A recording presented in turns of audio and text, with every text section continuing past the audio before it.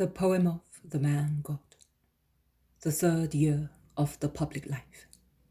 Chapter 446. At Magdala. Parable on the Good and Bad Will. 24th of June, 1946. "Where, master?" asks Peter, who has completed the manoeuvres and preparations for navigation, and is with his boat at the head of the little flotilla, which, laden with people, is ready to follow the master. "To Magdala. I promised Mary of Lazarus." "All right," replies Peter, and he manoeuvres the rudder in order to tack in the right direction. Johanna is in the boat with the master. The Blessed Virgin, Mary of Clopas, Marciam, Matthew, James of Alphaeus, and the man whom I do not know. She points at the many boats on the lake in the quiet summer evening, which softens the glow of sunset with cascades of purple veils, as if heaven rained showers of amethysts or of trusses of wisteria in bloom. She remarks, "Perhaps the boats of the Roman ladies are among those. It is one of their favourite amusements to simulate fishing in these placid evenings." "But they will be farther south," observes the man whom I do not know. "Oh no, Benjamin, they have fast crafts and experienced sailors. They come up as far as here."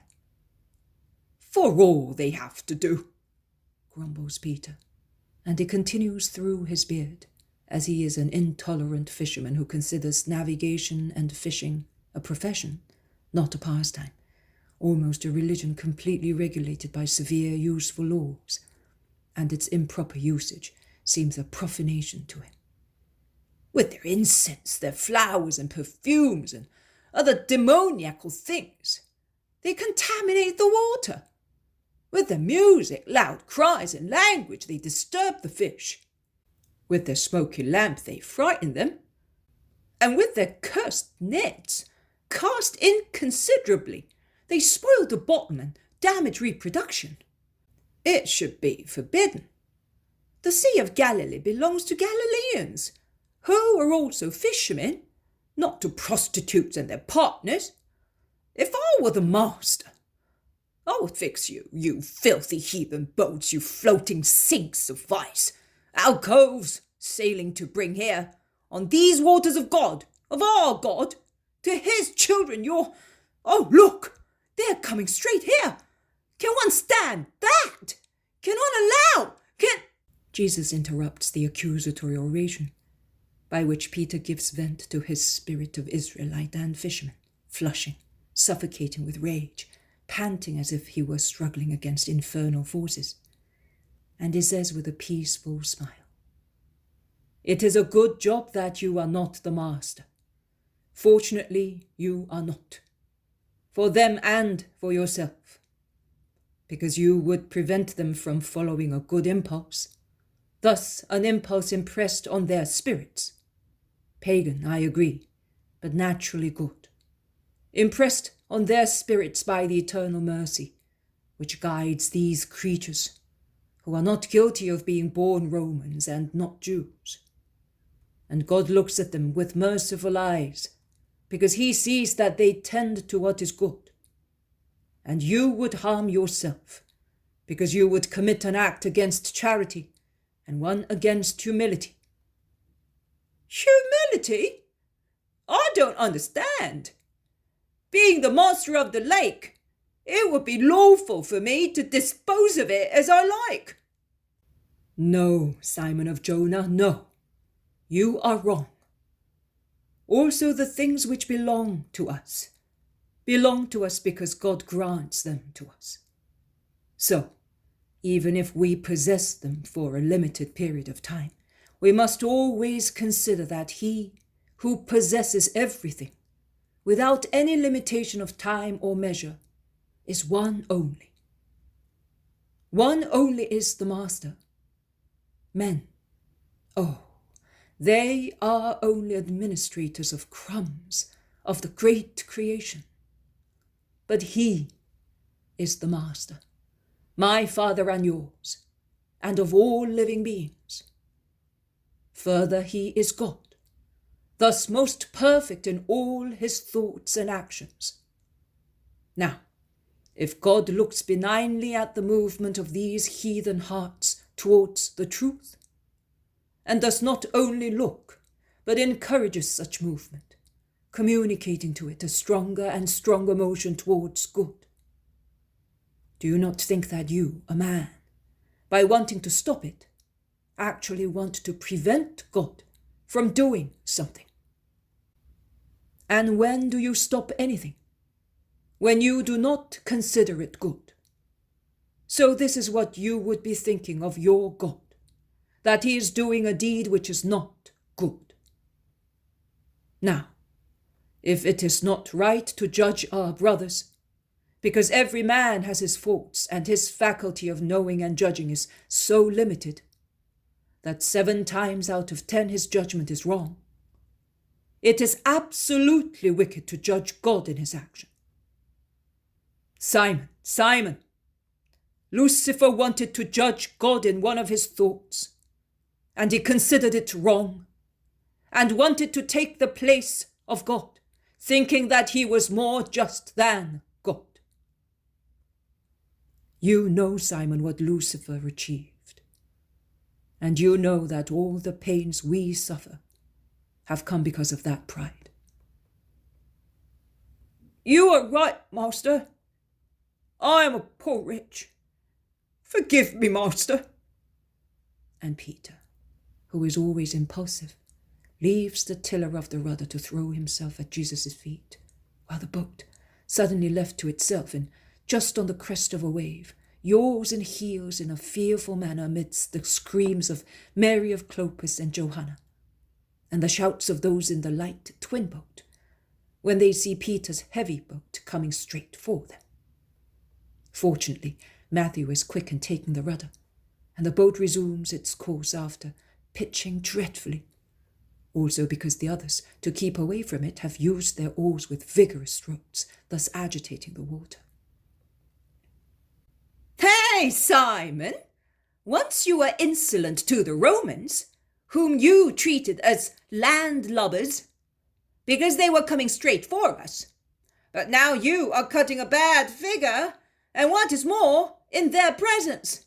Look how they're all standing in their boats to sea, says Iscariot, teasing Peter and pointing at the Roman boats, which are now so close in the sheet of water before Magdala, that those on the boat are able to see clearly, notwithstanding that the purple veils of the evening have become darker and darker, dimming daylight. You have also lost a hamper and a small bucket, Simon. Shall we try to fish them up with the hooks? Says James of Zebedee from another boat, which is now close at hand, because after the incident they have all crowded round Peter's boat. But how did you manage to do that? It never happens to you, exclaims Andrew from another boat. Peter replies to them all, one after the other, whilst they have almost spoken all together. Have they seen me? It does not matter. I wish they had seen also my heart in the same way, and, well, better not say that, Peter, but you must know that you are not hurting me. It was not a wrong manoeuvre. It happened for a good purpose, one that can mortify me. Don't worry, James. Oh, things went to the bottom. I wish I could throw out after them also the old man persisting in me. I would be prepared to lose everything, even my boat, to be just as the master wants me. How did I manage? I proved to myself, to my pride, which wants to teach even God things of the spirit, that I am an utter beast also in matters concerning boats. It serves me right. I made a parable of myself for myself, didn't I, Master? Jesus smiles, nodding.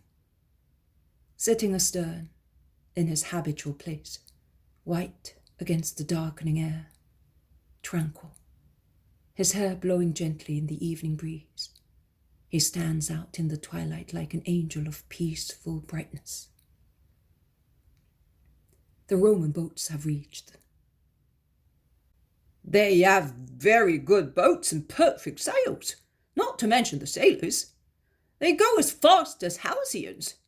They exploit every puff of wind and even the slightest currents. Almost all the oarsmen are from Crete or from the Nile region, explains Johanna. The sailors of the Delta are most skilled, and so are those from Crete, but also those from Italy are very good. They pass through Scylla and Charybdis, and that is enough to say that they are very good, admits the unknown man whose name is Benjamin. Where are we going, Lord? To Magdala. Or, look, those of Magdala are coming here. In fact, all the little boats of that village hasten to depart from the shingly shore, and the little harbour, laden, nay, frightfully overladen with people. So much so that the gunwales are almost on a level with the surface of the water, and they are steering with difficulty towards the boats from Capernaum. No, let us stop here, offshore from the town. I will speak from the boat. The trouble is that those imprudent people want to be drowned. Look, master, it is true that the lake is as smooth as a mill pond, but water is always water, and weight is weight. And there, they seem to think that they're on land and not on water. Tell them to go back, they'll be drowned. Man of little faith, do you not remember that while you believed in my invitation, you walked on water as on solid ground? They have faith, and thus, in spite of the laws of balance between weight and density, the waters will support those overloaded boats. If that happens, this is really the evening of a great miracle, murmurs Peter, shrugging his shoulders, casting the little anchor to secure the boat, which remains thus in the centre of a circle of boats, some from Capernaum, some from Magdala, and some from Tiberias. These last ones are those of the Roman ladies, and they prudently remain behind those from Capernaum towards the centre of the lake. Jesus faces away from them. He looks towards those of Magdala, towards the large, shady garden of Mary of Lazarus, towards the little houses, the whiteness of which, spread as they are along the shore, stands out in the night. The lake, no longer agitated by prows or oars, have become calm again. A large sheet of plate glass, veined with silver in the early moonlight, and strewn with scales of topazes and rubies, where the flames of torches or the light of lamps, placed on every prow, are mirrored in the lake. Faces look strange in the contrast of the red-yellow lights or of the moonbeams. Some appear very clear, some can hardly be seen as they are. Some seem to cut into two, lengthwise or horizontally, with only the forehead or only the chin lit up, or with one cheek only, half a face, with a clean-cut profile, as if there was nothing on the other side. Some eyes are shining, some look like empty eye sockets, and likewise some mouths are seen smiling cheerfully, displaying strong teeth, while others seem to be erased from the shaded faces. But to make it possible for everybody to see Jesus, the boats from Capernaum and Magdala hand over a large number of lamps, which are placed at Jesus' feet, on the little benches, while some are hung on the inactive oars, some are placed in the bow and stern, and some are even hung up in the clusters on the mast, the sail of which has been struck. Jesus' boat is thus resplendent in a circle of boats, left without lamps, and he is now clearly visible, and he is floodlit. Only the Roman boats still look reddish because of their red torches, the flames of which flicker in the very light breeze. "Peace be with you," begins Jesus, standing up, steady notwithstanding the light pitching of the boat, and stretching out his arms to bless. He then goes on, speaking slowly, to be heard by everybody, and his voice carries powerfully and harmoniously over the silent lake. "A short time ago, one of my apostles suggested a parable to me, which I will now propose to you, and it may be useful to everybody, as everybody can understand it. Listen to it. A man sailing on the lake on a calm evening like this, and feeling sure of himself, presumed that he was faultless.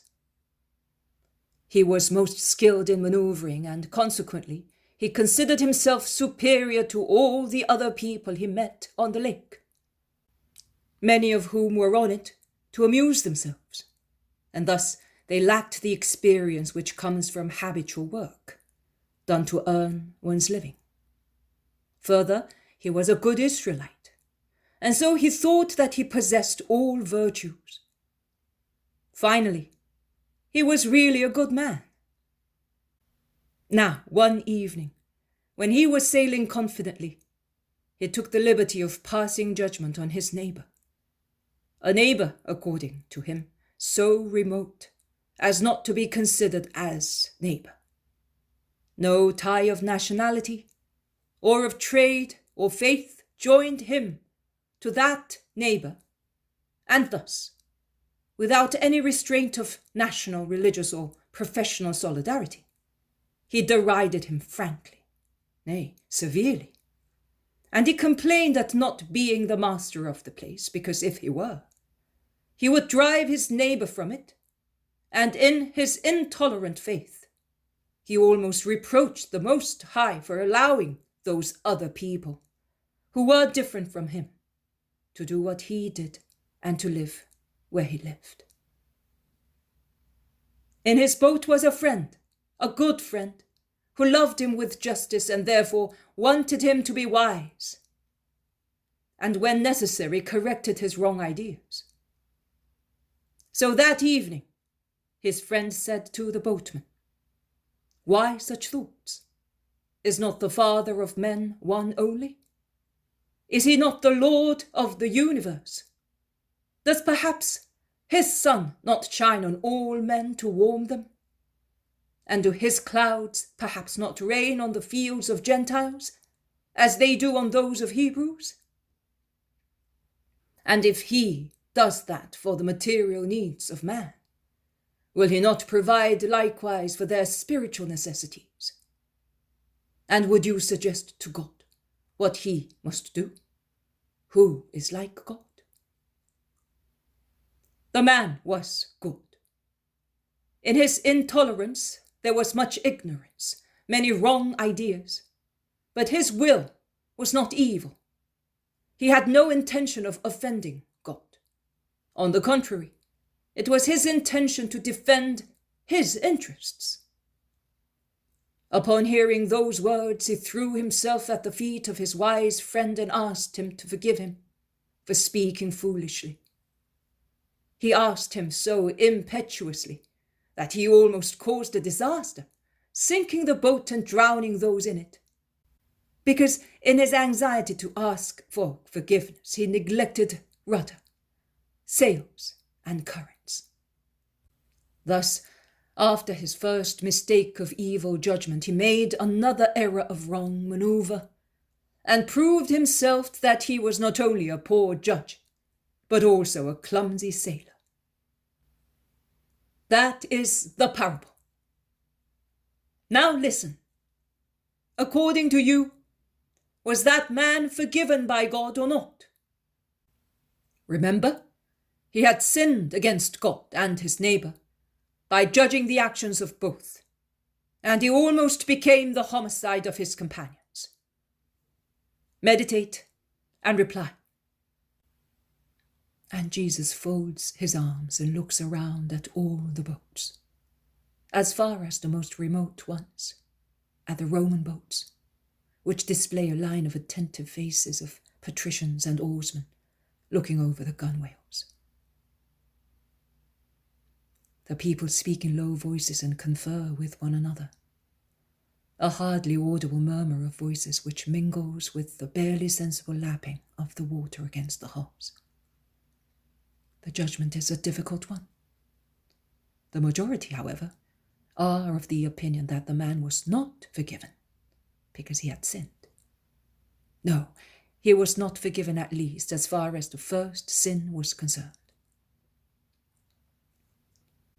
Jesus hears the murmur become louder in that sense and smiles, while his most beautiful eyes shine even at night, like two sapphires in the rays of the moon, which is more and more beautiful and bright, so much so that many put out torches and lamps and remain with only the phosphorescent moonlight. Put out these lights as well, Simon. They are as tiny as sparks when compared with the stars and planets with which the sky is strewn, says Jesus to Peter, who is in suspense, waiting to hear the judgment of the crowds. And Jesus caresses his apostle, while the latter stretches out to detach the lamps. And he asks him in a low voice, "Why do you look so upset?" "Because this time you were having me judged by the people." "Oh? Why are you afraid of them?" "Because, like me, they're unfair." "But it is God who judges, Simon." "Yes, but you have not yet forgiven me, and you are now awaiting their judgment to do so." "You are right, Master. I am incorrigible, but why this judgment of God for your poor Simon?" Jesus lays his hand on his shoulder, and he does so easily because Peter is in the lower part of the boat and Jesus is standing on a stern board, thus much above Peter, and he smiles, but does not reply to him.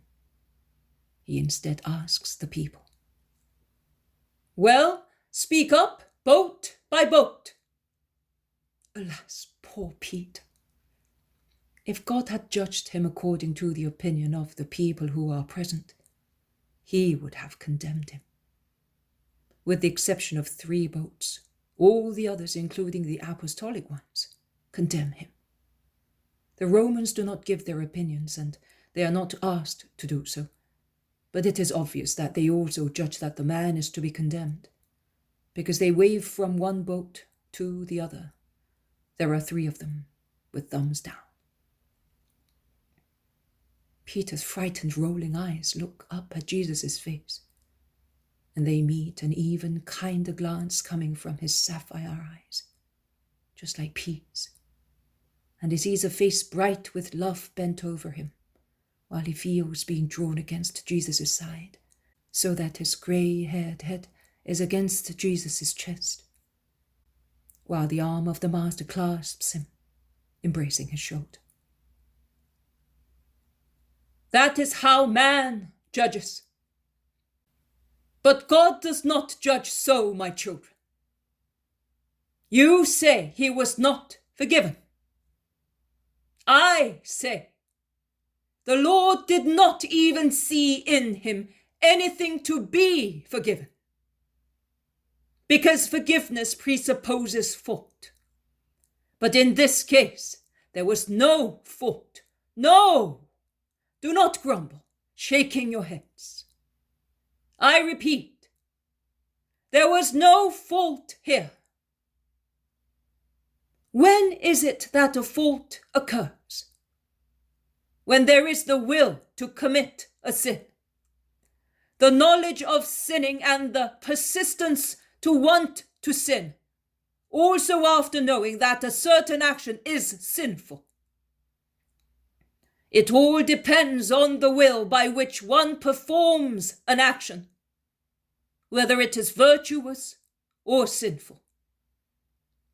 When one does something which is apparently good, but does not know that it is a good action.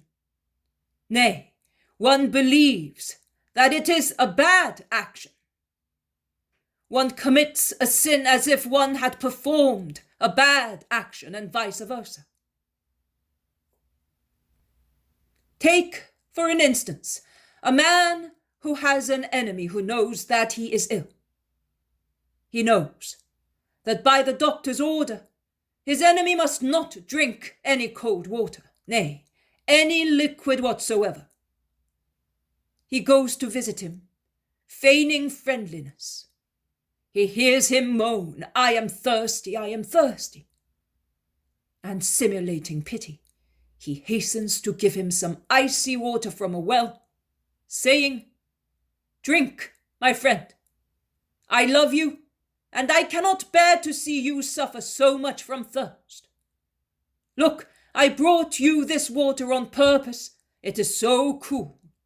Drink it, for a great reward is given to those who assist sick people and give drink to the thirsty." And by giving him to drink, he causes his death. Do you think that action, good in itself, because it comprised 2 works of mercy, is a good one, now that it has been performed for a wicked purpose? No, it is not. And again, a son who has a drunken father and who locks the wine cellar, so that he may not drink himself to death, takes his money and imposes himself severely on him, so that he may not go about the village drinking and ruining himself. Do you think that he sins against the 4th commandment simply because he reproaches his father, and he acts as head of the family also with regard to his father? To all appearance, he makes his father suffer and seems to be guilty. In actual fact, he is a good son, because his will is good, as he wants to save his father from death. It is always one's will which sets value on one's deeds. And again, is the soldier who kills in war a homicide? No, if his spirit does not agree to slaughter, and if he fights because he is compelled to do so, and it does so with the least humanity which the hard law of war and his subaltern situation impose. Therefore, that boatman who, through the goodwill of believer, patriot, and fisherman, could not stand those who, according to him, were desecrators, did not sin against the love for his neighbor, but he only had the wrong idea of love for our neighbor. Neither did he sin against respect for God, because his resentment against God came from his good, but not well balanced, nor bright spirit of believer. And he did not commit homicide because he caused the boat to heel through his goodwill to ask for forgiveness. So you may always distinguish. God is mercy more than intransigence. God is good. God is a father. God is love. That is the true God. And the true God opens his heart to everybody, saying to everybody, "Come," pointing his kingdom to everybody. And he is free to do so, because he is the only universal creator, eternal Lord. I beg you, you people of Israel, be just. Remember these things. Beware lest they should be understood by those whom you consider unclean, while they remain incomprehensible to you. Also, excessive and disorderly love for religion and fatherland is sinful, because it becomes selfishness. And selfishness is always the reason and cause of sin. Yes, selfishness is a sin, because it sows in hearts an evil will, which makes people rebel against God and his commandments. The mind of a selfish person no longer sees God or his truth clearly. Pride exhales fumes in the egoist and dims the truth. The mind, which in the fog no longer sees the pure light of truth as it saw it before becoming proud, begins the process of queries, and from queries it passes on to doubt, from doubt to indifference, not only with regard to love and trust in God and his justice, but also in respect of the fear of God and of his punishment.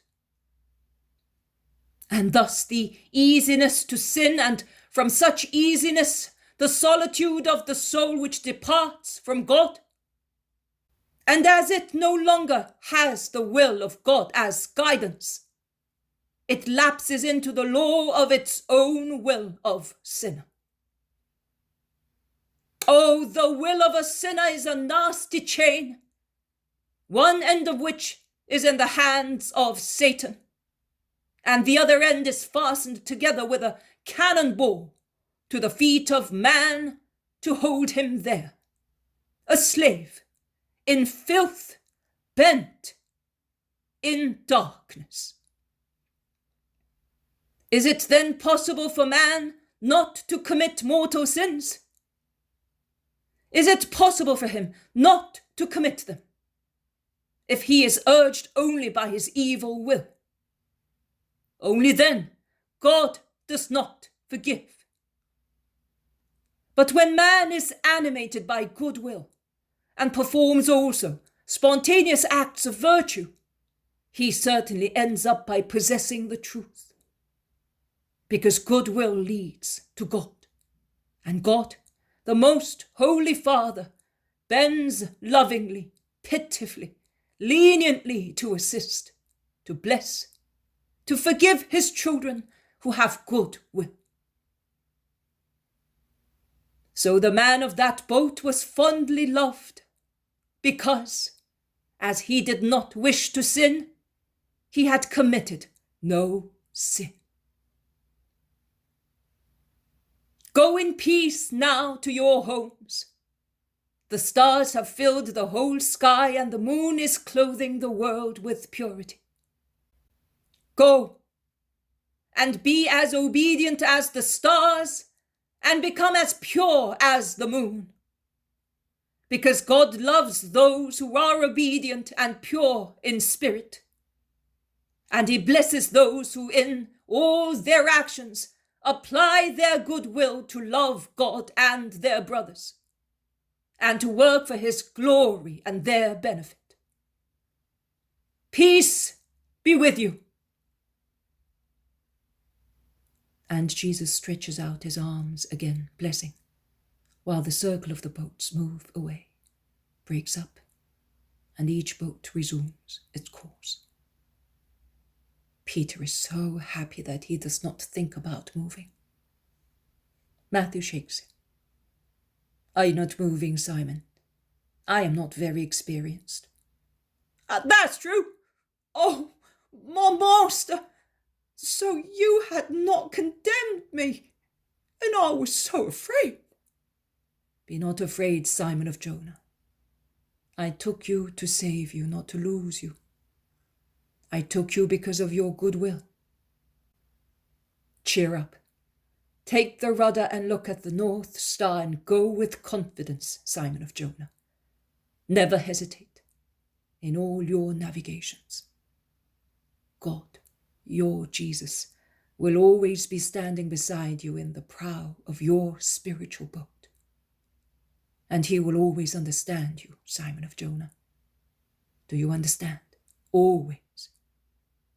And he will not have to forgive you, because you may also fall like a weak child, but you will never have the evil will to fall. Be happy, Simon of Jonah. And Peter nods. He is too moved to be able to speak, suffocated by love, and his hand is rather shaky on the rudder. But his face shines with peace, with confidence, with love, while he looks at his master standing beside him on the edge of the little boat, like a bright white archangel.